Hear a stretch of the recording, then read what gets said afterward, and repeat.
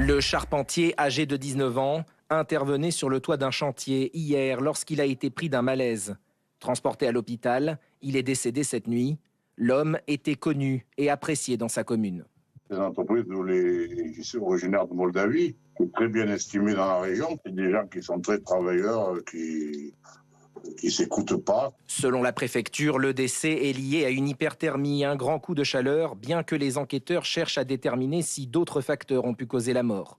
Son employeur explique à BFM TV que la journée du jeune homme avait commencé à 8 h du matin, qu'il portait un t-shirt et un short et qu'il disposait d'eau.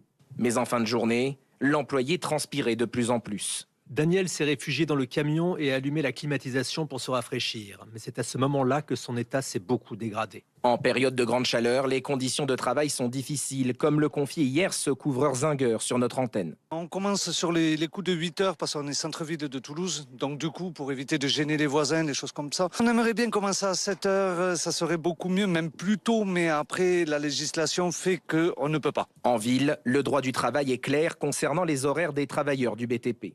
Lorsqu'on travaille en ville, on ne peut pas faire de bruit avant 8 h. Et donc difficile de décaler le début du travail des ouvriers du BTP. Interrogée hier par BFM TV, la ministre de la Santé Stéphanie Rist expliquait que des aménagements d'horaires par territoire peuvent être décidés par les autorités locales.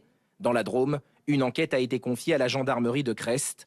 Une autopsie doit avoir lieu dans les prochains jours.